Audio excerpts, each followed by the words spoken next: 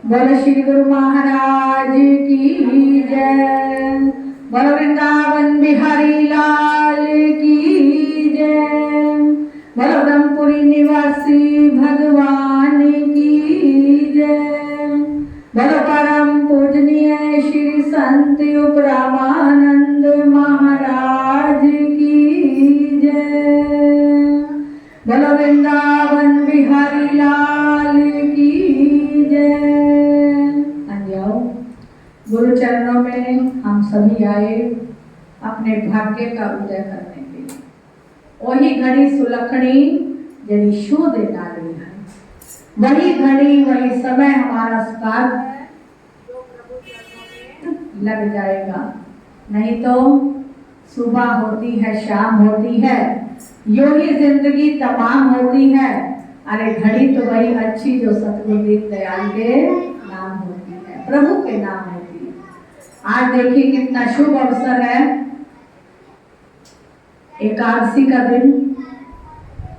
गुरु महाराज जी ने जो मंथली सत्संग रखा वो भी आज, और एक गुप्त रूप से हमारी बहन का जन्मदिन, और हमारी बहनें सब आई हुई है काशीपुर से, कोई रुद्रपुर से, कोई रामपुर से। गुरु महाराज जी के चरणों में ऐसा लग रहा है जैसे अयोध्या आज यही आई हुई है। तो एक बार हाथ ऊपर करके जयकारे लगा दे। बोलो सच्चिदानंद भगवान की जय। बोलो लीलाधारी भगवान की जय। हाँ जी, आओ अपने ख्याल को, अपनी वृत्ति को गुरु चरणों में जोड़ते हुए वही जीभा पवित्र हो जाती है जिस जीभा से प्रभु का नाम सिमरन हो जाए, गुणगान हो जाए। जीभा तो तभी भली जपे प्रभु का नाम, नहीं तो काट निकालिए मुख में भला ना चाहे। वैसे हम जीभा को कहते हैं ये मांस का टुकड़ा है, कहते हैं नहीं कहते मांस का टुकड़ा। और ये पवित्र कब होती है? जब इससे प्रभु के नाम का गुणगान हो जाए। तो हमें समय मिला, वैसे तो हमें समय नहीं है, 24 घंटे हम बिजी रहते हैं, किसी न किसी काम में हर कोई व्यस्त है, लेकिन जो असली काम है उसके लिए हमें समय नहीं है। तो गुरु नानक देव जी भी कहते हैं, भई परापत मानुख दोहरिया, गोविंद मिलन की ए तेरी वरिया, अवर काम तेरे कीते ना काज, मिल साध संगत भज केवल नाम। ये मानुष का जन्म मिला तो इसमें केवल एक ही कार्य हमने करना है, उस प्रभु के नाम का सिमरन कर लें, ताकि ये हमारा जीवन उस प्रभु को सुंदर लगे। जैसे गुलाब का फूल सुंदर लगता है, केसू का फूल दिखने में सुंदर है, लेकिन उसमें महक नहीं है। हम दिखने में इंसान है, यदि नाम की खुशबू हमारे अंदर नहीं, नाम की चमक, नाम की सुंदरता हमारे अंदर नहीं, तो हम भी कैसे हैं?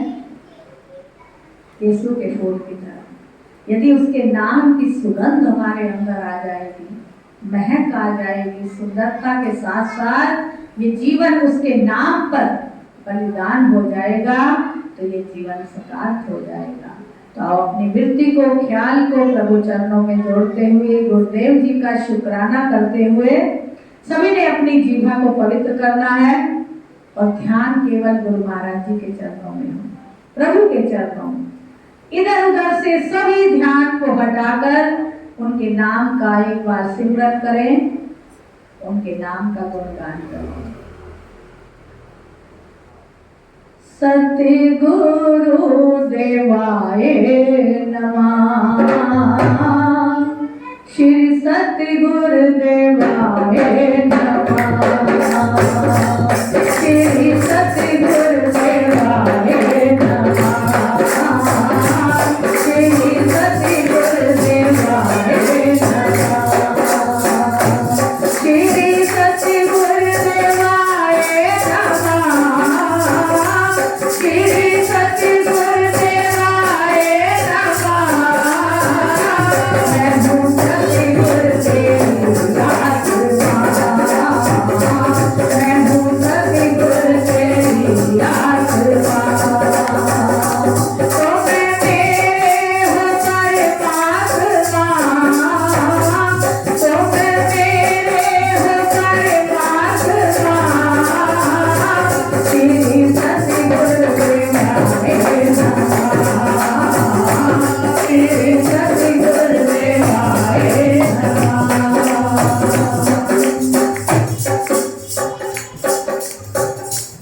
श्वास को प्रभु चरणों में जोड़ते हुए हर रोम रोम से यही आवाज निकले, पांच तत्वों से ये तन बना, पांच तत्वों से ये तन बना, इसमें बैठी है एक आत्मा, इसमें बैठी है एक आत्मा, वही रूप है सुंदर भला, वही रूप है मेरा भला। मैं हूँ सतगुरु तेरी आत्मा, मैं हूँ सतगुरु तेरी आत्मा, तेरी सतगुरु सेवा है समा, तेरी सतगुरु सेवा है समा। तुम हो सागर तो मैं बूंद हूँ, तुम हो सागर तो मैं बूंद हूँ, जाऊँ तुझ में मैं एक दिन समा, जाऊँ तुझ में मैं एक दिन समा। तेरी सतगुरु सेवा है समा, तेरी सतगुरु सेवा है समा, मैं हूँ सतगुरु तेरी आत्मा, मैं हूँ सतगुरु तेरी आत्मा। हम सब प्रभु की आत्माएं, उस प्रभु ने ये सुंदर सा तन हमें दिया जो 5 तत्वों से बना। पता है किसी को 5 तत्व कौन से हैं? 5 तत्व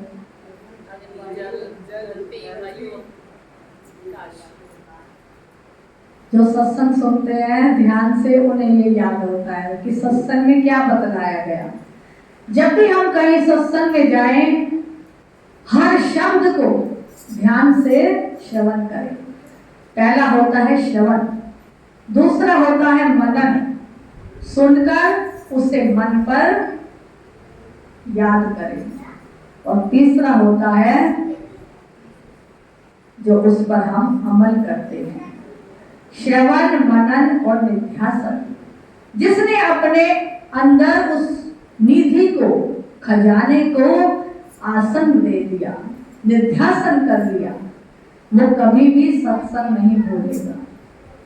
एक बार गुरु महाराज जी के पास भक्त प्रेमी आए, कहने लगे गुरु महाराज जी, हम सत्संग सुनते हैं, घर जाते हैं वो सत्संग भूल जाता है, ये क्या कारण है?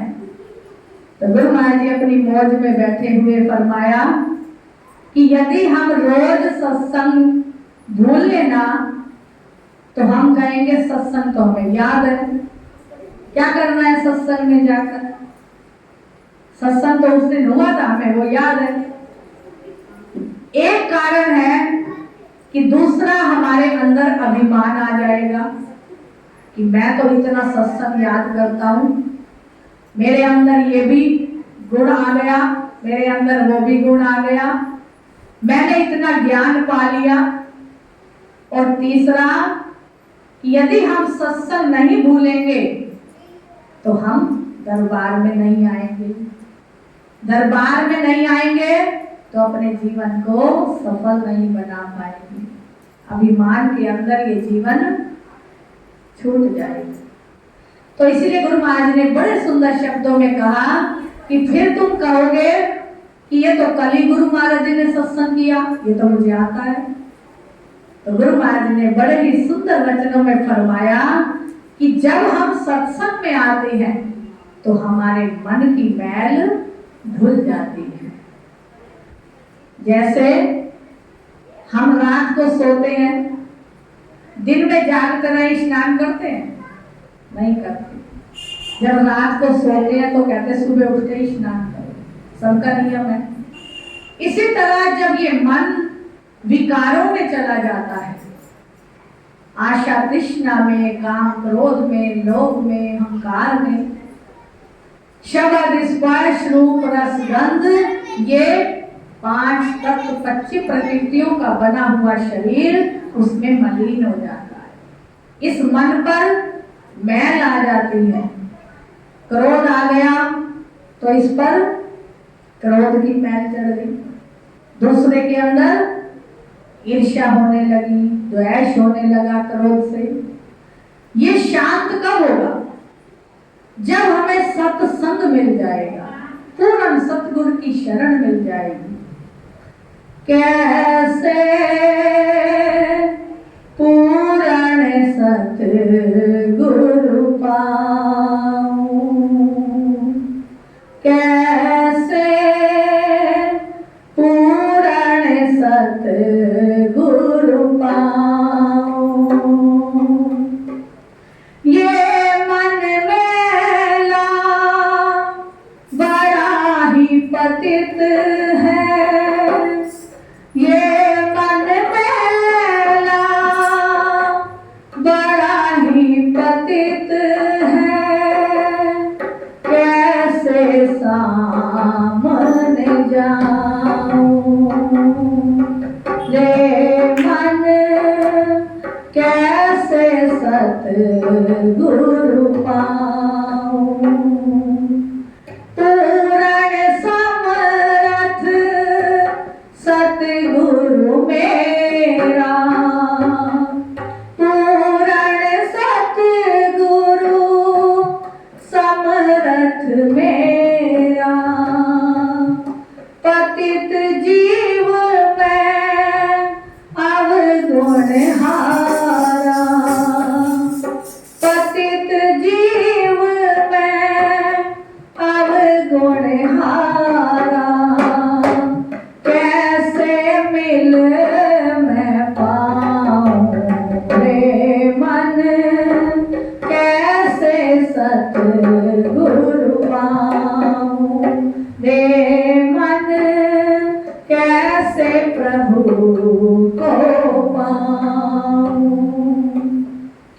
जब ये मन सत्संग में आया, जब ये मन सत्संग में आया, सतगुरु ज्ञान का दीप जलाया, सतगुरु ज्ञान का दीप जलाया।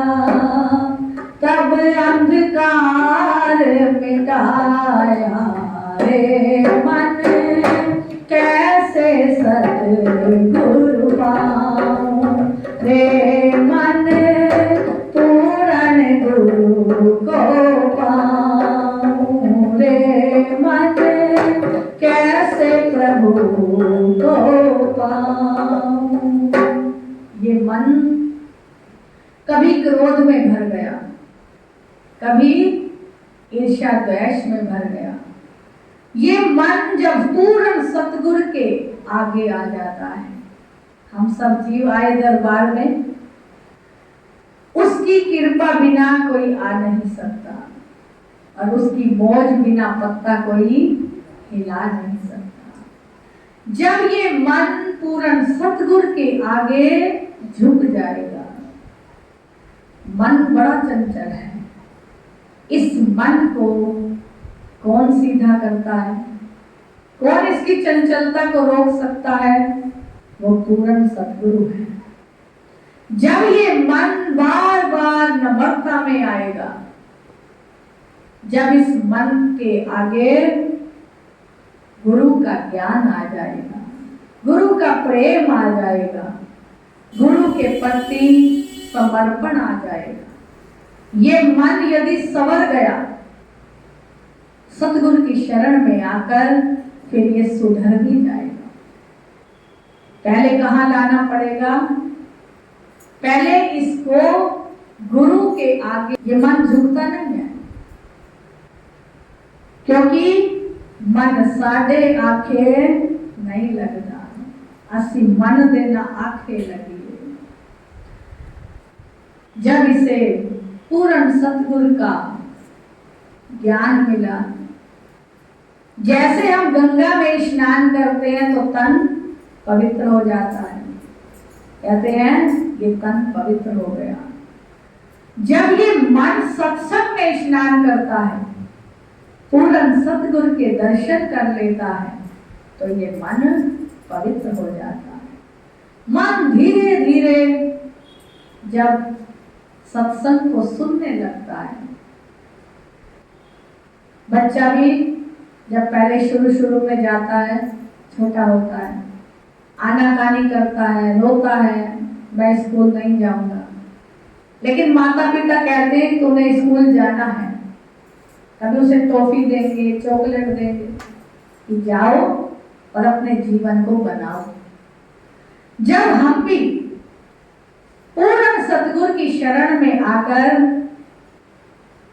उनसे शरणागत हो जाते हैं, तो पूर्ण सतगुरु भी हमें बुलाते हैं कि आज एकादशी है, आओ, आज महीने का मासिक सत्संग है, आओ। लेकिन सोमवार की जगह आज इतवार को सत्संग किया कि रोज रोज गर्मी में कहेंगे हम कल तो गए थे, आज कैसे जाए। तो सतगुरु कितने दयालु हैं, जो कहते हैं कि थोड़ी थोड़ी ही मिठास लो, ज्यादा ले ली तो शुगर हो जाएगी।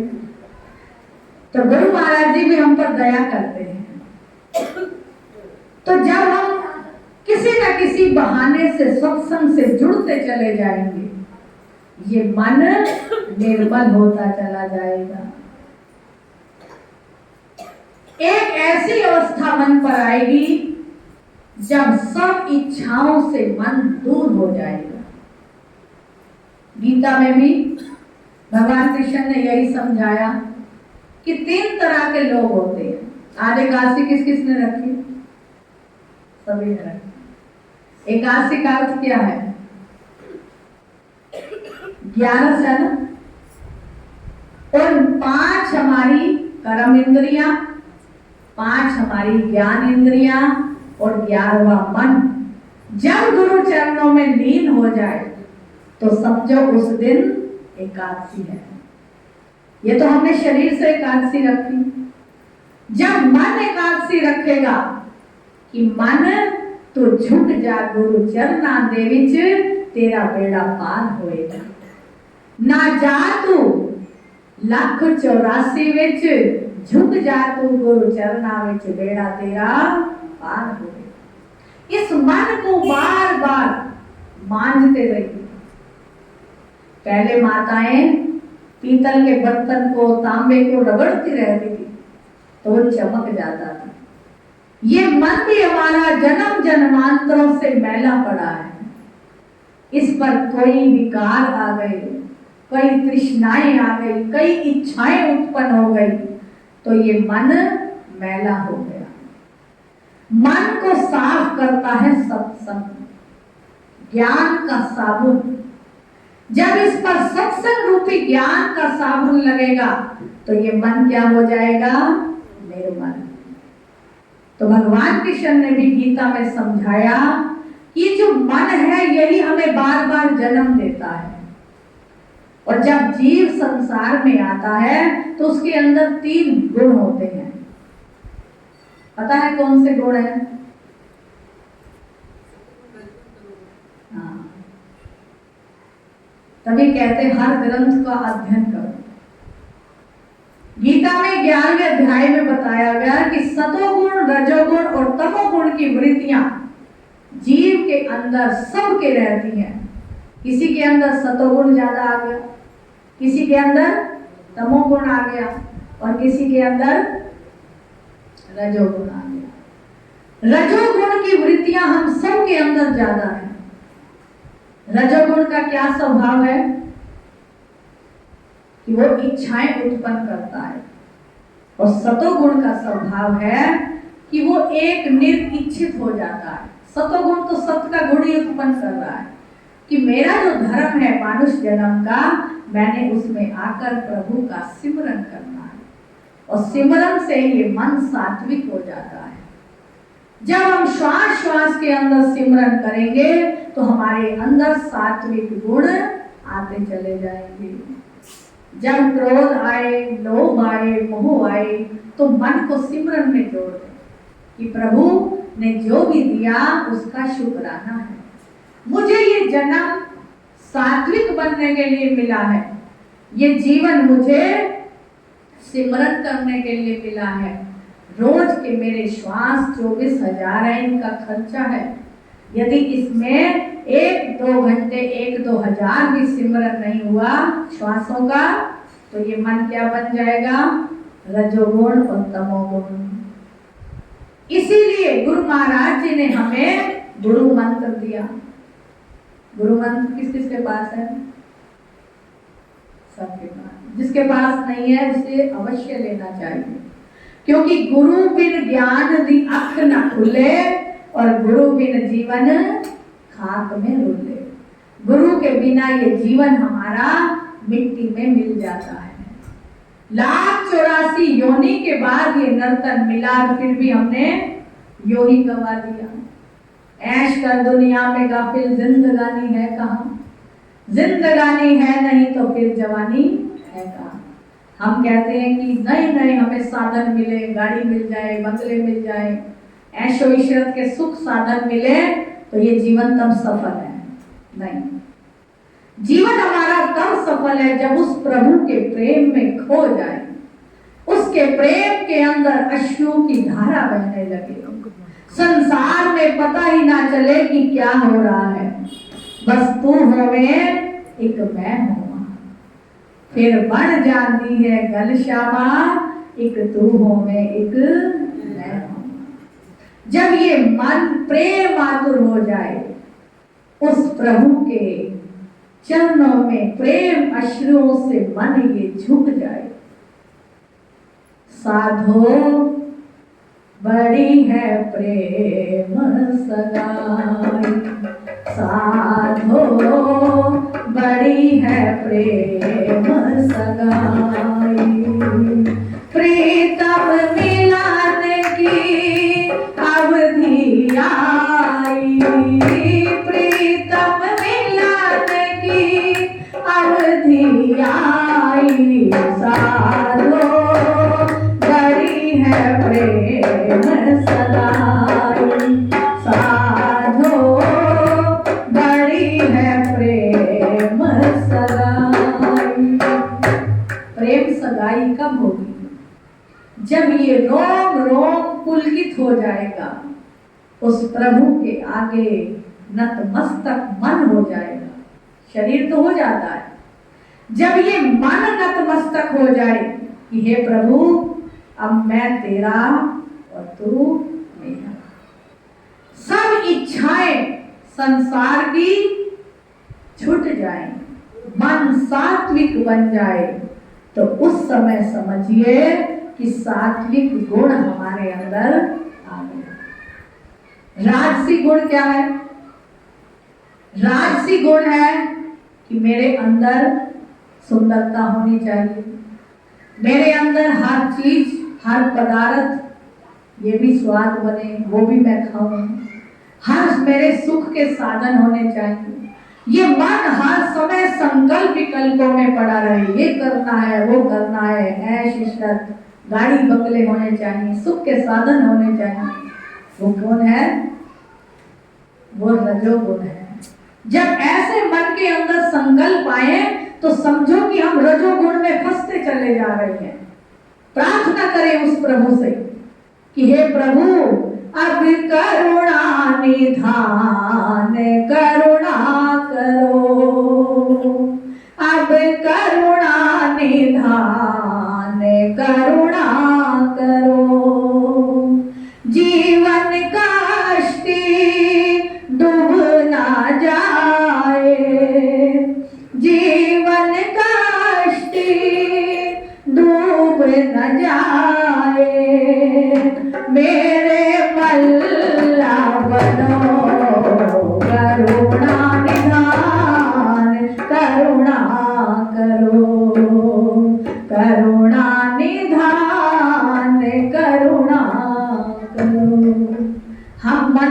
साक्षी आप हैं।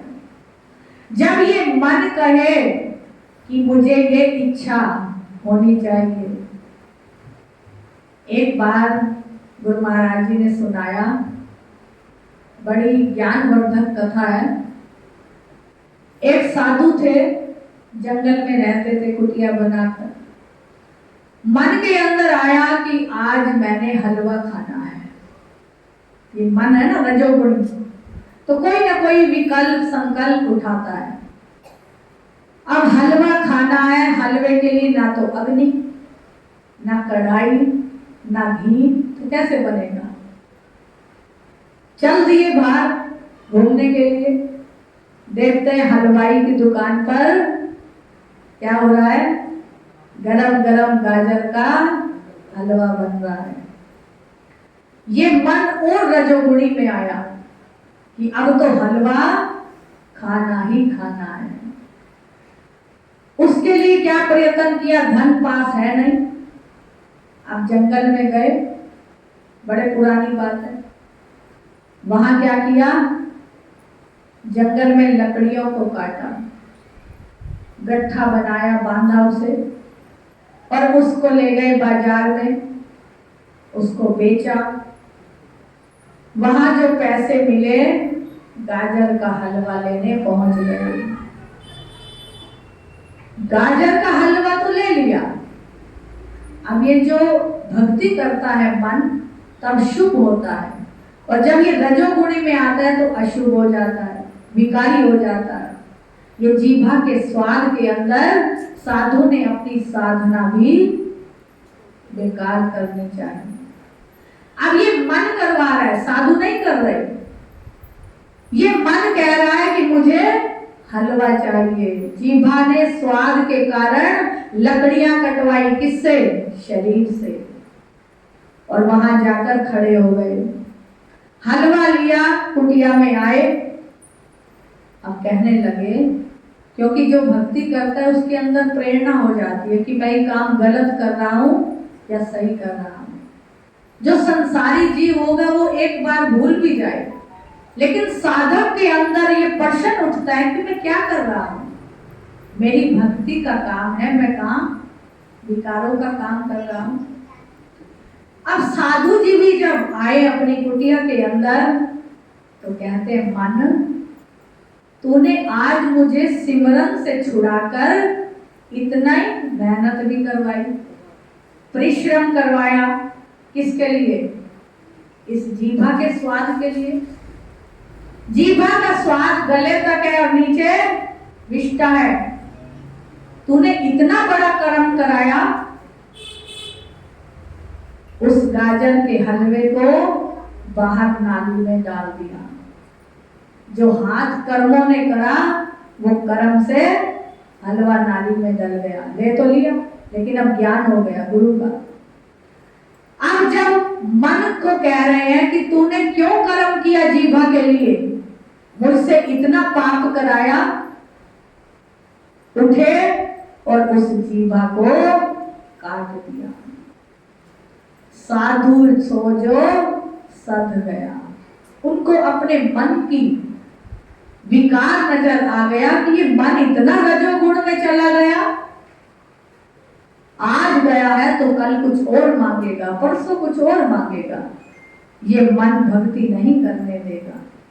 उन्होंने अपनी जीभा को ही काट दिया कि ना जीभा होगी ना रस का स्वाद मांगे। ये है रजोगुण। इससे साधक को, भक्त को, प्रेमी को दूर रहना चाहिए। ये नहीं कि हम प्रभु को मानते हैं तो 56 भोग रोज बना के खाएंगे, भगवान को भोग लगाया। भगवान ने तो सुदामा के चावल तक खा लिए।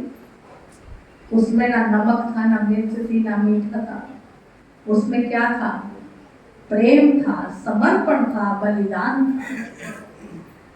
भगवान ने तो विदुर के घर जाकर अलोना साग खा लिया। उन्होंने ये नहीं कहा मुझे 56 भोग दे। 56 भोग तो छोड़ आए दुर्योधन के।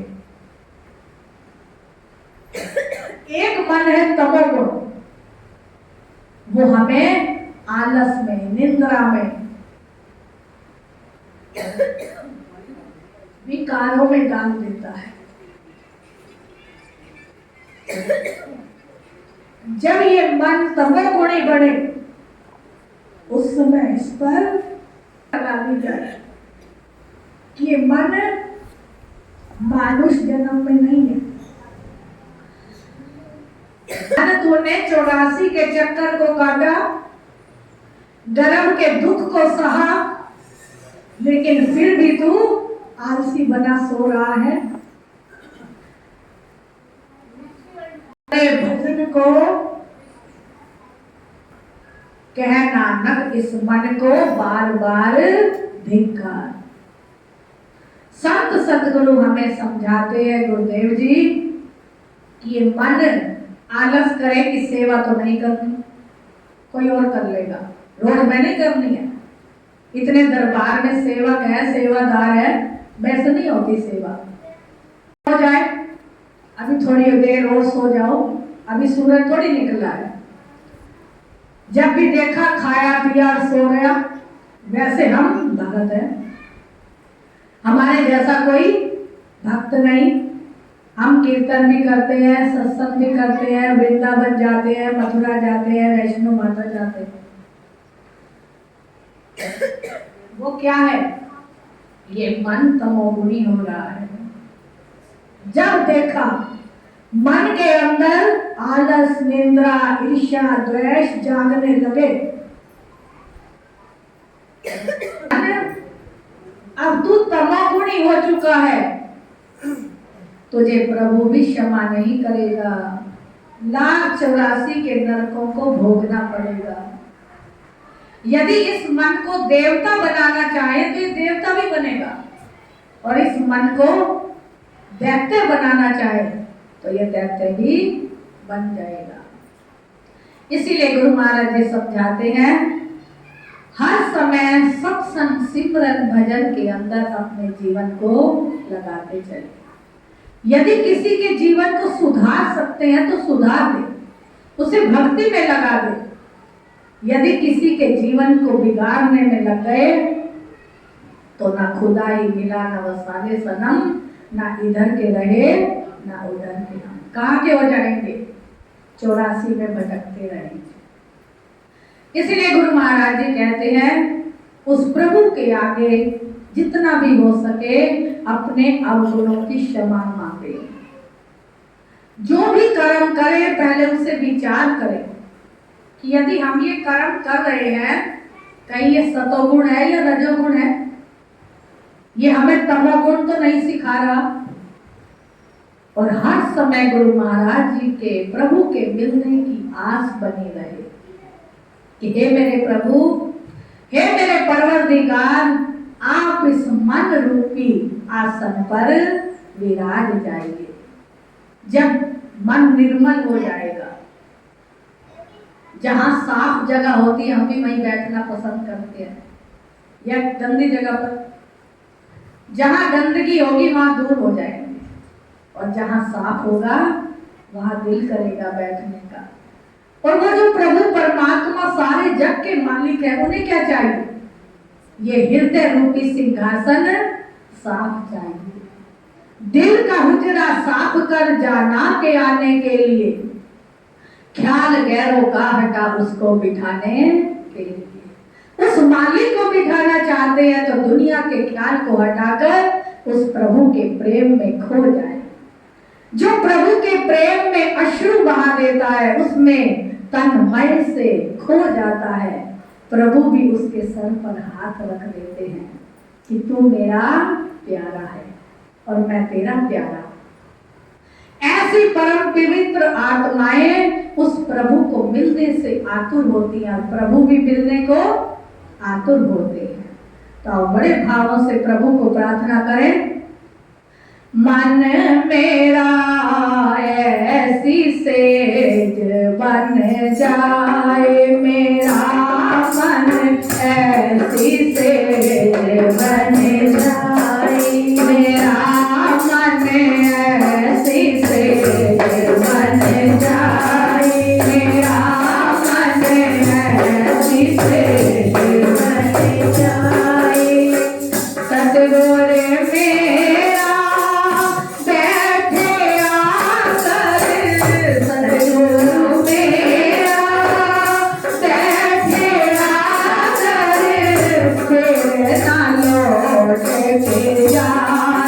मेरा मन ऐसी सेज बन जाए, मेरा मन ऐसी सेज बन जाए, मेरा मन ऐसी सेज बन जाए, मेरा मन ऐसी सेज बन जाए।